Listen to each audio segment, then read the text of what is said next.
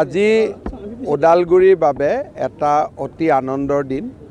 আমাৰ গোলমা চকৰ ওপৰত উৰণীয়া সেতু আৰু BTCৰ বাবে নতুন সচিবালয়, য'ত নেকি এছেম্বলি থাকিব, সচিবালয় থাকিব, গেষ্ট হাউচ থাকিব, প্ৰায় 150 কোটি টকা খৰচ কৰি ইয়াত নিৰ্মাণৰ আজি আধাৰশিলা স্থাপন কৰা হৈছে।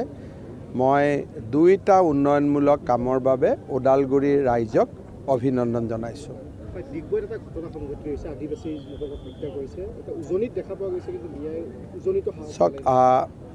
বিষয়টো মোক অলপ আগতে SBৰ পৰা জনাইছে। মই আৰু অলপ খবৰ সংগ্ৰহ কৰি লওঁ আৰু গধূলিকৈ মই ক'ম। আজি যিহেতু ময়ো বহুতখিনি তথ্য হাতত ল'ব পৰা নাই, কিন্তু মই শুনিছোঁ এনেকুৱা এটা ঘটনা হৈছে। মই অলপ দেৰি পিছত কথা বাৰ্তা পাতি মই ভাল কৰি ইয়াৰ ওপৰত প্ৰতিক্ৰিয়া দিম। কংগ্ৰেছৰ মিত্ৰতা অনিশ্চয়তাত আছে। অখিল গগৈ আজি কৈছে হয়নে নহয় তাৰো কিন্তু কংগ্ৰেছ দলে এই মিত্ৰতা লৈ লোকসভা ইলেকশ্যনতো খেলিছিলে। গতিকে আমি ধৰি লৈছোঁ তেওঁলোক একেলগে থাকিব। এতিয়া কেতিয়া তেওঁলোক একেলগে হ'ব, কেতিয়া নহ'ব, এইটো তেওঁলোকৰ কথা। কিন্তু মই ধৰি লৈছোঁ যে তেওঁলোকৰ মিত্ৰতা হৈছে বুলি। এতিয়া বাকী হ'ব নহ'ব এইটো কংগ্ৰেছৰ ওপৰত কথা। কংগ্ৰেছে কিমান মান আসন পাব ছাৰ? মোৰ দৃষ্টিত আজিৰ যদি অসমৰ পৰিৱেশ যিটো আছে, আজিৰ পৰিৱেশত কংগ্ৰেছে মিত্ৰতা ধৰি মই নাভাবোঁ 25-27তকৈ ওপৰত যাব পাৰিব। তেওঁক অভিনন্দন জনাইছোঁ। খুব ভাল হৈছে, ভূপেন বৰাক দায়িত্ব দিছে। কিন্তু এতিয়া দায়িত্ব ল'ব দিয়ে নিদিয়ে সেইটো আৰু কংগ্ৰেছেহে জানিব। BTAD বুলি নহয়, অসমত SR হৈ গ'ল, লিষ্টটো ওলাই গ'ল। আমাৰ প্ৰায় 11 লাখ মানুহৰ নাম ভোটাৰ লিষ্টৰ পৰা কটা গৈছে আৰু 5 লাখ মানুহৰ নাম ভোটাৰ লিষ্টত সোমাইছে। গতিকে সৰ্বমুঠ 7 লাখ মানুহৰ নাম কৰ্তন হৈছে। ইয়াৰ ভিতৰত মৃত আছে, ট্ৰান্সফাৰ আছে, বিভিন্ন ধৰণৰ। গতিকে SR সমাপ্ত হ'ল, কিন্তু অসমত SIR হ'ব। কোনোবা এটা অহা বছৰ হওক বা যেতিয়াই হওক SIR হ'ব আৰু তেতিয়া হয়তো আৰু বেছি স্কুটিনি হ'ব। কিন্তু ইতিমধ্যে অসমৰ স্পেচিয়েল ৰিভিজন শেষ হৈ গ'ল আৰু এইবাৰ প্ৰথমবাৰৰ বাবে প্ৰায় 7 লাখৰ 11 লাখ 11 পাছে প্ৰায় 7-8 লাখ মানুহৰ নাম কৰ্তন হৈছে। চাওক, এতিয়া যিটো হৈ গ'ল তাৰ ওপৰত কথা পাতিটো লাভ নাই। যিটো হ'ব তাৰ ওপৰত কথা পাতিম। সন্দেহযুক্ত লোক থাকিলে আপোনালোকেতো অভিযোগ দিব লাগিব। গতিকে সেইকাৰণে যিটো হৈ গ'ল তাক আলোচনা কৰি লাভ নাই। দুদিন আগত হৈছে আৰু 7-8 লাখ মানুহৰ নাম কৰ্তন হোৱাটো ইউটো এটা বহুত ডাঙৰ কাম।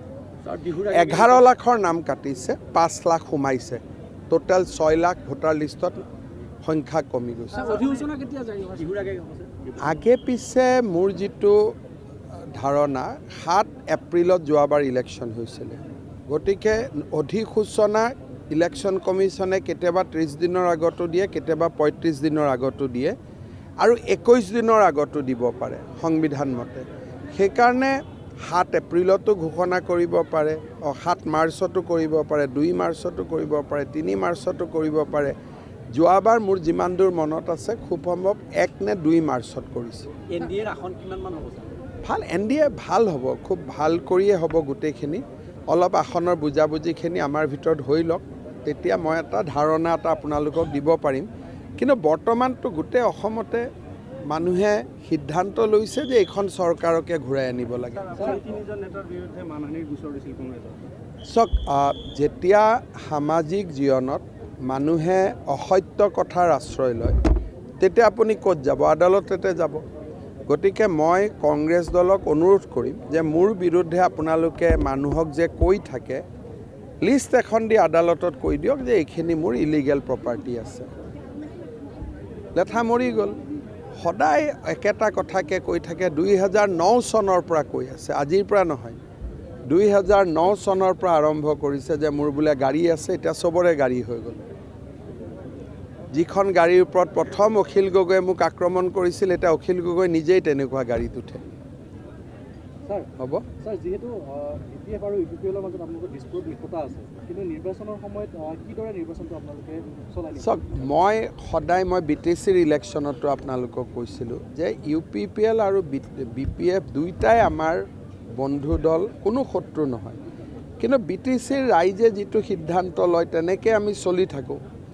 যদি দুইটা দলে ক'ৰবাত লগ লাগি আসনখিনি বুজাবুজি কৰি লয় সেইটো বড়োলেণ্ডৰ কাৰণেও মংগল, অসমৰ কাৰণেও মংগল, কিন্তু তেওঁলোকৰ ভিতৰত কি আছে কি নাই মইতো বাহিৰৰ পৰা ক'ব নোৱাৰোঁ, কাৰণ মইতো এটা তৃতীয় দলৰ মানুহ। গতিকে যদি তেওঁলোক লগ হ'ব পাৰে আমি আদৰণি জনাম। কিন্তু প্ৰমোদ বড়োৱে কৈছে যে অধিৱেশনৰ পিছত মিত্ৰতা বিজেপিৰ সৈতে নাথাকে বুলি কৈছে। প্ৰমোদ বড়োৰ লগততো মই কথা বতৰা পাতি থাকোঁ, গতিকে তেনেকুৱা কোনো কথা নাই। মোৰ লগত চবৰে ভাল, ব্যক্তিগত সম্পৰ্কটোৱে ডাঙৰ, গতিকে মোৰ লগত ব্যক্তিগতভাৱে সকলোৰে ভাল, আনকি মোক বেয়া পোৱা মানুহখিনিৰো মোৰ লগত ভাল। এই কথাখিনি ইলেকশ্যনৰ আগতে আপোনালোকে হাগ্ৰামা মহিলাৰীক লৈ সুধিছিলে, তেতিয়াও মই কৈছিলোঁ যে মোৰ লগত চবৰ ভাল, গতিকে মই চবৰ লগত ভালে কুশলে থাকোঁ, মই কাৰো লগত বেয়া নহওঁ। কিয় মই জানো, মই চাই দিম। হ'ব, থেংক ইউ।